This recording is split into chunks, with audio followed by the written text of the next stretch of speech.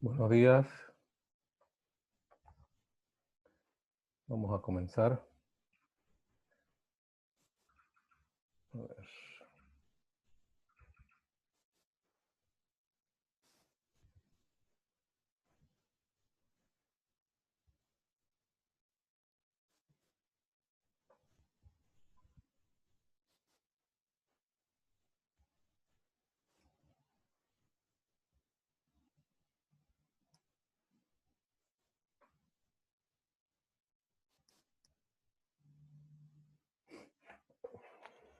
Muy bien. Ahora nos toca... A ver, un momentito, por favor.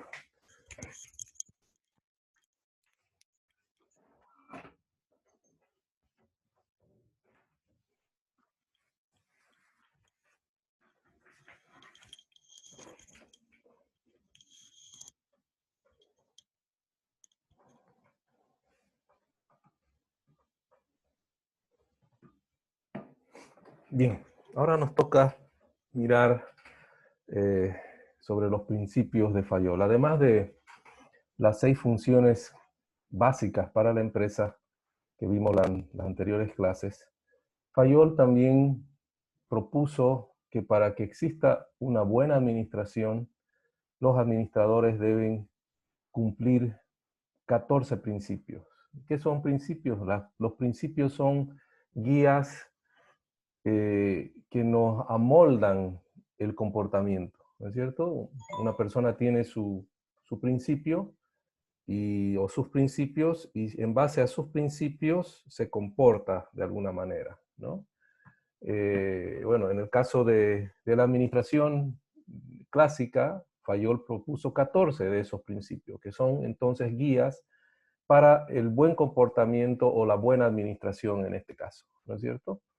Entonces, vamos a ir viendo cada uno de esos principios. Hay algunos principios que se repiten y que son rescatados de lo que propuso también Frederick Taylor con la administración científica. Sin embargo, tenemos que mirar de que el énfasis que le dio la teoría clásica de la administración es a la estructura, o sea, tomando en cuenta la organización como un todo.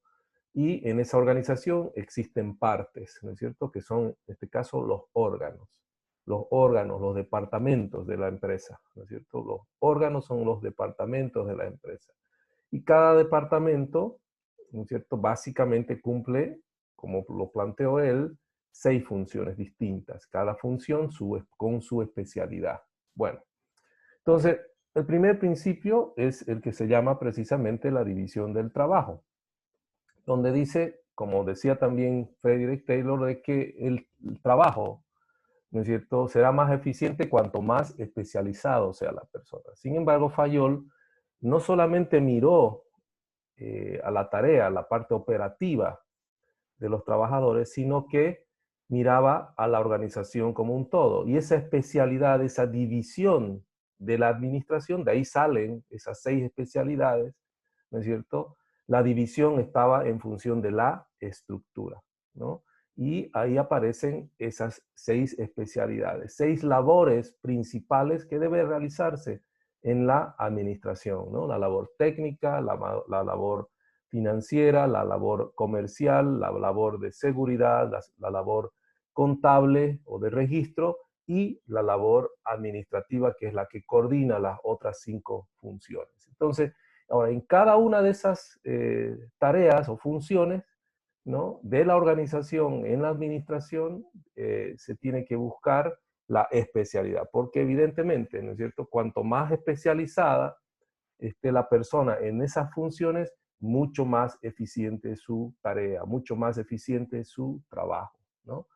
Eh, y ahí se repite el concepto de Frederick Taylor, ¿no es cierto?, en la división de la tarea, pero en este caso volcado hacia la organización. Está claro, ¿no? Es el mismo concepto, sin embargo, mirando a la organización como un todo, ¿no es cierto? Y cada organización debe cumplirse básicamente 6 funciones. Hay otras funciones que se realizan en la organización dependiendo de su naturaleza, pero hay 6 funciones básicas. Y en cada función debe haber una especialidad, un especialista, un administrador especializado en esa tarea.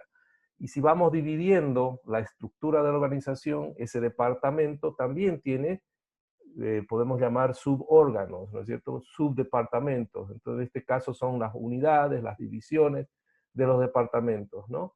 Y en cada departamento un puesto de trabajo. Ese puesto de trabajo también debe buscar en la eficiencia de que cada persona se especialice, ¿no? Entonces, ese es el concepto de la división del trabajo. Muy importante, en todos lo vamos a ver, lo vamos a repetir, lo vamos a mirar, este principio de la división del trabajo a lo largo de todas las teorías. Cada una con su enfoque, sin embargo, el concepto es de que la labor de, en este caso, ya sea desde el punto de vista de la administración científica, del operario, o en este caso, la labor del órgano, del departamento, va a ser mucho más eficiente cuanto más se especialicen las personas, ¿no es cierto?, a cargo de esa labor, de esa tarea. El otro principio es el que se llama autoridad y responsabilidad. Y aquí vienen dos conceptos, ¿no es cierto? Uno, el concepto de lo que es la autoridad. La autoridad es ese derecho, del concepto más común, ¿no es cierto?, más común que conocemos, es ese derecho que tiene alguien, que se le asigna a alguien para mandar y que a su vez quienes dependen de esa autoridad le obedezcan, ¿no? Es ese derecho de mandar y de aquel de hacerse obedecer. En este caso, los gerentes, las autoridades de ese departamento tienen el derecho de dar las órdenes, de dar las instrucciones y por tanto deben esperar de que los dependientes hagan su trabajo conforme se le ha dicho. Esa es la autoridad. ¿Y de dónde nace la autoridad? La autoridad nace de algún ente, de alguien de mayor jerarquía, de mayor nivel jerárquico dentro de la organización que asigna la autoridad. ¿De dónde parte la autoridad máxima? En las empresas privadas donde existen propietarios, bueno, de los propietarios nace la autoridad, ¿no es cierto?, que le establece el derecho, perdón, que le establece el derecho de poder mandar sobre su organización. Bueno, de ahí nace la autoridad máxima de la organización. Ahora, esa autoridad de los propietarios es delegada a los administradores para que en función de su especialidad cumplan, ¿no es cierto?, mandatos, manden sobre otras personas que son los que van a operar las acciones. Y la responsabilidad es esa obligación que asume precisamente esa autoridad, ¿no es cierto?, frente al logro de objetivos, frente al cumplimiento de funciones y, por tanto, también los resultados de esas tareas, de esas obligaciones que asume la autoridad, también recaen sobre él, ¿no es cierto? Entonces, la responsabilidad es esa obligación que asume una persona para lograr un objetivo y sobre todo las consecuencias del resultado. Entonces, yo asumo la autoridad emanada de un ente superior, ¿no es cierto? Pero a su vez, por eso dice la autoridad y responsabilidad, debe haber una coparticipación, una paridad, ¿no es cierto? Yo asumo una autoridad para cumplir un mandato, ¿no es cierto?, cumplir un objetivo, pero a su vez yo también soy responsable, tengo la obligación y las consecuencias del resultado que aparezcan de mi actividad.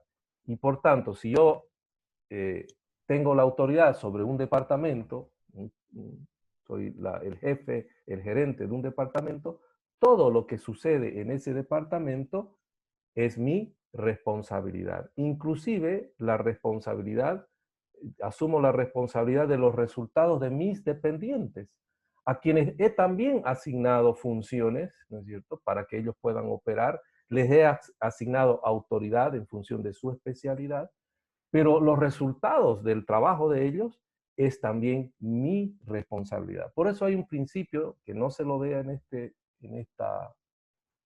estos 14 principios, pero hay un principio universal dentro de la administración que dice que lo que se delega es la autoridad y las funciones, pero no se delega la responsabilidad. Lo que se hace es se comparte la responsabilidad. La autoridad máxima de la organización, en este caso, como ejemplo, el gerente general de una empresa, tiene la máxima autoridad y por tanto también tiene corresponsablemente la máxima responsabilidad. Quiere decir que todo lo que sucede en la empresa es de su responsabilidad. Y como es de su responsabilidad, él va al momento de delegar autoridad y funciones a los otros órganos, a los otros jefes de área, subjefes, etcétera, ¿no es cierto? Él va compartiendo esa responsabilidad. Pero no quiere decir que se desliga de la responsabilidad. En otro ejemplo, en una nación, en un país como Bolivia o cualquier otro país del mundo, la autoridad máxima del país es el presidente del Estado o el presidente de la República, ¿no es cierto? Por eso se dice de que el presidente de la República tiene la autoridad máxima, pero a su vez tiene la responsabilidad total de todo lo que sucede en el país. Tiene ministros, tiene viceministros, ¿no es cierto? Tiene directores de área, todo. Pero la responsabilidad final de todo el resultado del trabajo de todo ese su equipo es también de su responsabilidad, ¿no es cierto? Entonces nadie puede desligarse de su responsabilidad si tiene autoridad. Y su autoridad está en función de la responsabilidad que asume. Esa responsabilidad es la obligación que tiene la persona al asumir la autoridad de cumplir objetivos, de cumplir funciones y por tanto también de las consecuencias que resultaren de esas obligaciones y funciones que cumple, ¿no?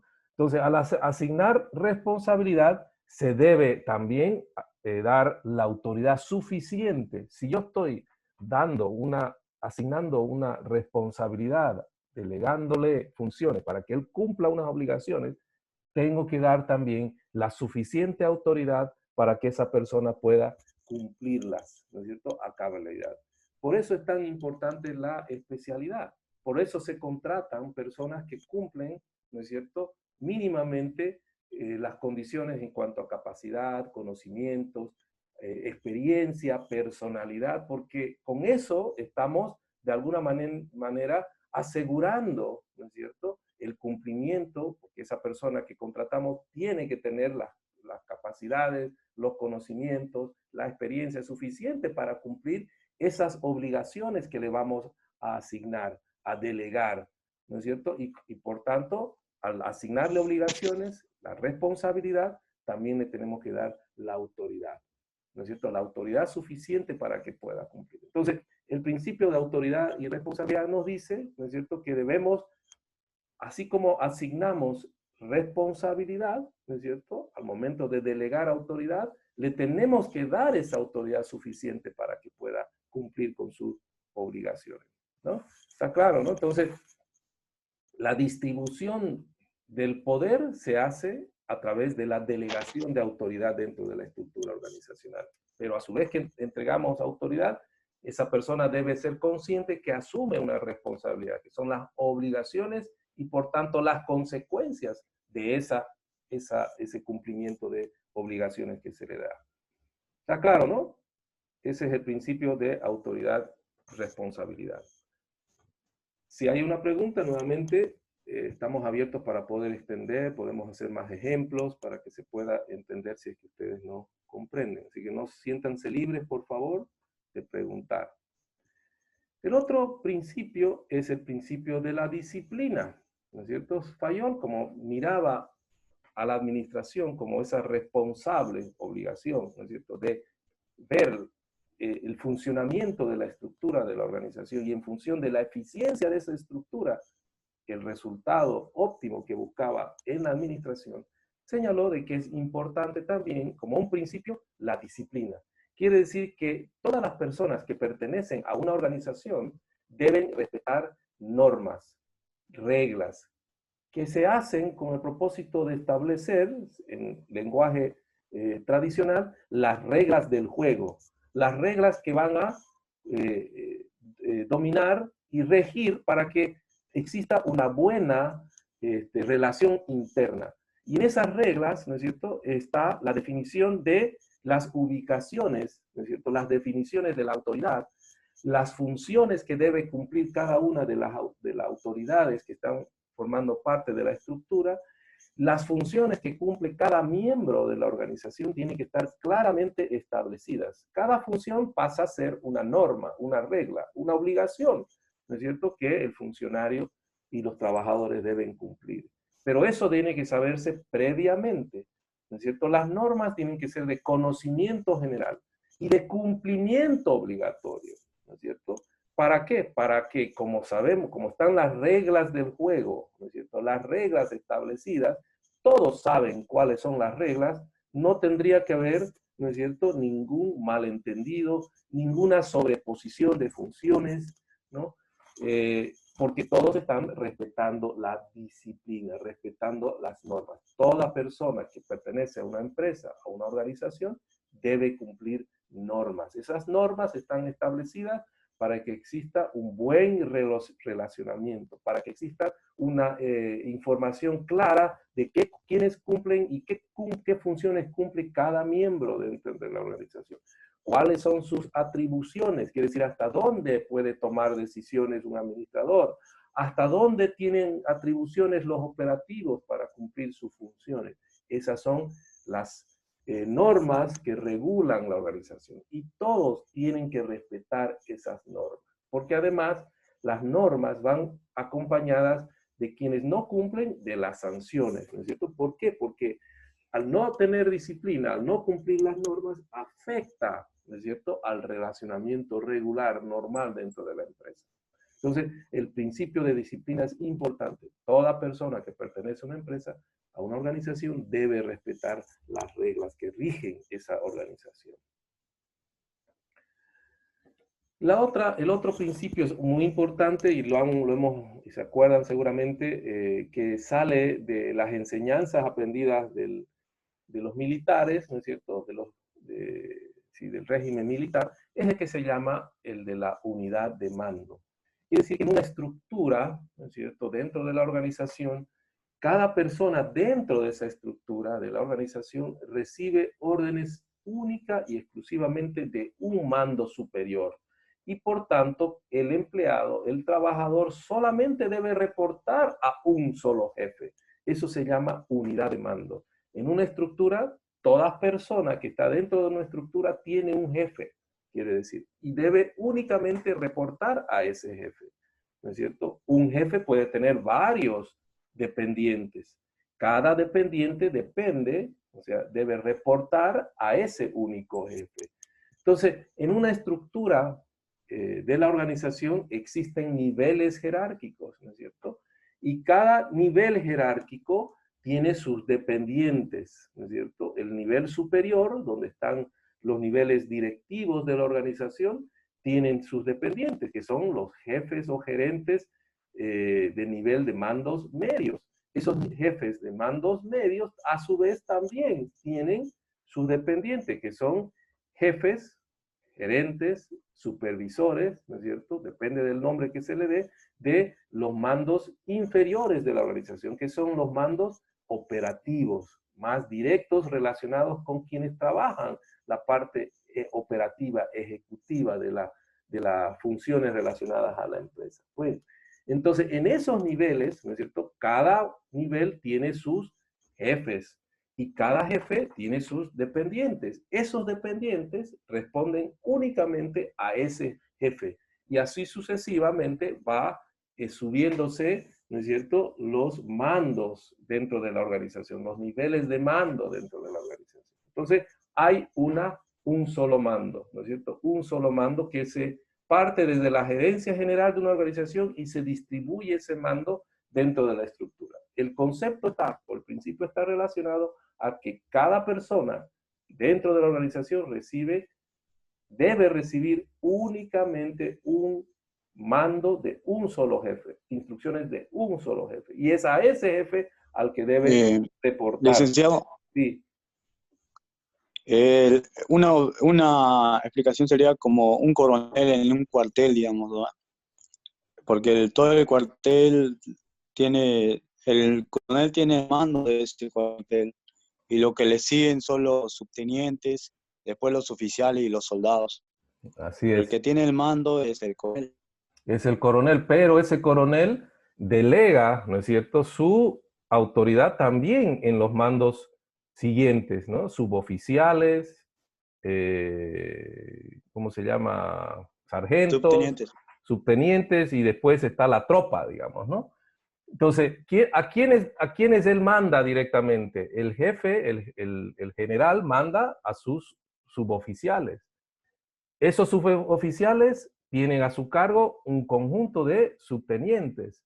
Esos subtenientes mandarán a la tropa, ¿no es cierto? Esa tropa, cada soldado obedece al subteniente. Si se respeta el principio de unidad de mando, los soldados obedecen a los subtenientes, ¿no es cierto? El subteniente obedece a los suboficiales y los suboficiales obedecen al general, así sucesivamente, ¿no es cierto? Ese es el principio de unidad de mando. Si no hay el cumplimiento de unidad de mando, ¿no es cierto? Evidentemente el general es el que tiene la mayor autoridad y de él salen las estrategias, las políticas, las decisiones superiores y él lo manda, distribuye su mando a través de su estructura, ¿no? Entonces, si no hubiera eso, ¿no es cierto? Nadie sabría a quién va a obedecer y habría lo que se llama la sobreposición del mando. Los soldados no sabrían a quién obedecer, ¿no es cierto?, dentro de la estructura, si no se respetara el principio de unidad de mando. En el caso de una empresa, ¿no es cierto?, en el caso de una empresa, veamos, el gerente general es el que define las políticas y las operaciones que se van a hacer en la organización y va mandando, ¿no es cierto?, al jefe de producción, al jefe de finanzas, al jefe de marketing, ¿no es cierto? Con ellos ese es su equipo. Pero el jefe de marketing debe mandar a los vendedores, ¿no es cierto? El gerente general no puede ir directamente a los vendedores a darles instrucciones, porque estaría rompiendo lo que se llama el principio de unidad de mando. Ese jefe, Licenciado, ese encargado, disculpe, eso sería, un ratito, ese encargado de ventas en el ejemplo, si viene el gerente general a darle órdenes directamente saltando al jefe de marketing, está rompiendo la cadena de mando, la unidad de mando, y está desautorizando a su jefe de marketing. ¿Me entiende? Entonces el vendedor va a estar completamente perdido y no va a saber a quién va a obedecer. Por eso es tan importante el cumplimiento de este principio de la unidad de mando que dice que cada persona recibe órdenes de un solo jefe superior, en este caso su jefe inmediato superior. Y es a ese al que solamente debe reportar. ¿Ok? eso sería la jerarquía, ¿no, licenciado? La jerarquía quiere decir que existen niveles de mando dentro de la organización. Este es un principio de unidad de mando que señala, como dice aquí, que cada persona en una organización reporta a un solo jefe, que es su jefe superior. Evidentemente, hay una estructura jerárquica dentro de la organización, que son los niveles de mando dentro de la organización. Y cada persona en este caso obedece a un solo jefe. No obedece a dos, a tres, a cuatro jefes, solamente a un jefe. Hay dentro de la estructura varios jefes y cada jefe tiene su equipo de trabajo. Es a ese equipo de trabajo a quien el jefe manda y por tanto su equipo de trabajo reporta únicamente a ese jefe. En el ejemplo, los de venta solamente reportan al de marketing. El de marketing solamente reporta al gerente general. Ese es su jefe. ¿Está claro? El jefe de los de ventas, ¿no es cierto? Del equipo de ventas, ¿quién es? Es el de marketing, no es el gerente general. Quiere decir que los de ventas no tendrían que recibir órdenes ni obedecer al gerente general.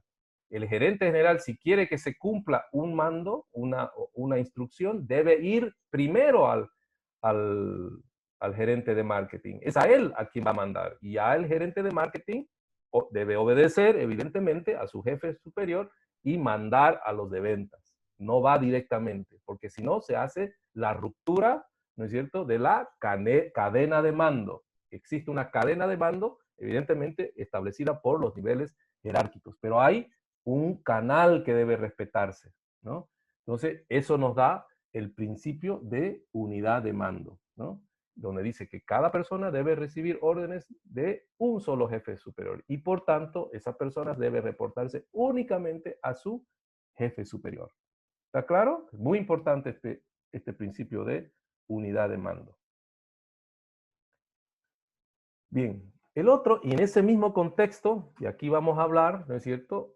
Dentro de, así como hay el principio de unidad de mando que establece que cada persona obedece únicamente a un solo jefe, también hay lo que se llama el principio de unidad de dirección. Quiere decir de que todas aquellas actividades, y ahí siguiendo el principio de la división del trabajo, todas esas actividades que cumplen un mismo objetivo, que tienen una misma especialidad, deben tener un solo jefe y por tanto un solo plan. Por eso, por las especialidades, tenemos direcciones, ¿no es cierto? O jefaturas, ¿no es cierto? Mandos, órganos de mando especializados.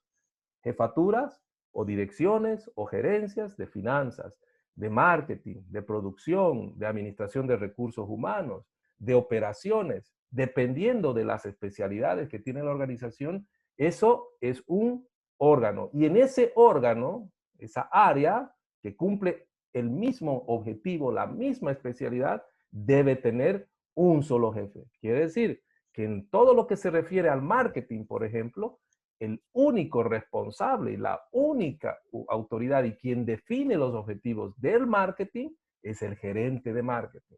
Lo mismo, en el caso del ejemplo de producción, existe un departamento de producción, una gerencia de producción. Ahí existe un solo jefe y ese es el responsable de todo lo que sucede en producción.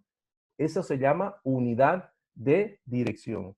Las personas que realizan actividades que tienen el mismo objetivo, la misma especialidad dentro de la organización, deben estar dirigidas por el mismo jefe. No puede, por tanto, ¿no es cierto?, el gerente de finanzas meterse en los asuntos de marketing y viceversa. El gerente de marketing no puede meterse en la especialidad del jefe o gerente de finanzas. ¿Por qué? Porque cada uno debe respetar la unidad de dirección. Su área de funcionamiento está circunscrita, limitada a las actividades relacionadas a su especialidad. Si es gerente de finanzas, debe únicamente ver y operar y es responsable sobre las actividades, todas las actividades relacionadas a finanzas, la captación, manejo, asignación de recursos, esa es su responsabilidad, esa es su función. Entonces, su especialidad debe respetarse y todas las áreas deben respetar este principio de unidad de dirección. Evidentemente, hay un proceso de coordinación, ¿no es cierto? No es que son islas.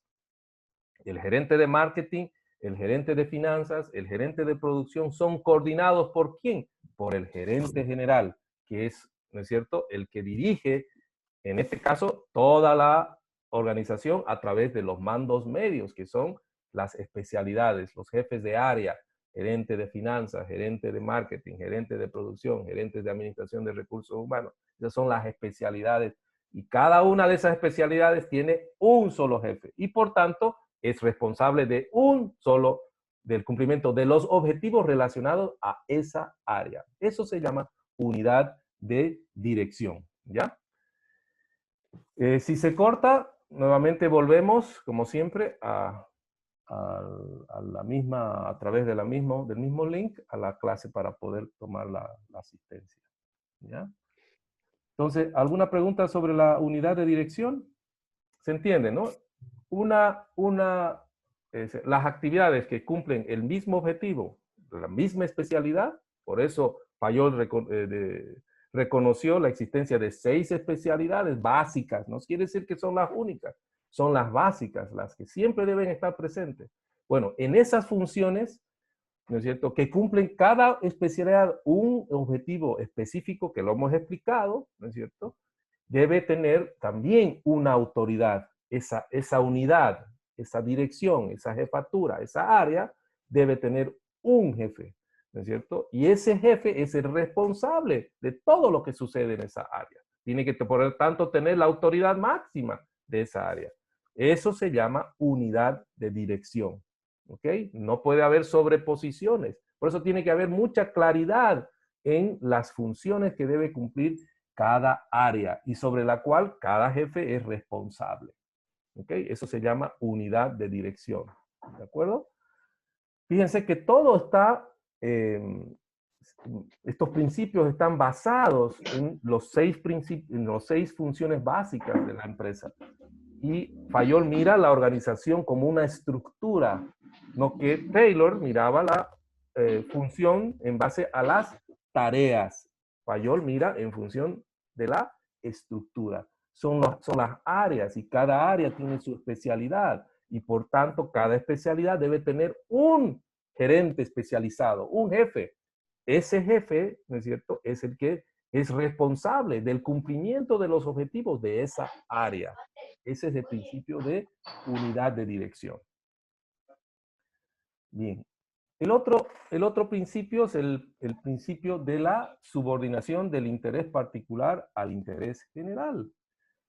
Si estamos hablando de una estructura organizacional, ¿no es cierto? Las personas que forman parte de la organización, que integran la organización, deben estar sus intereses sometidos, si se puede usar el término, a los intereses generales de la organización y no al revés. O sea, los intereses particulares deben estar por debajo, ¿no es cierto?, de los intereses generales de la organización. Tienen que tener más peso que, no pueden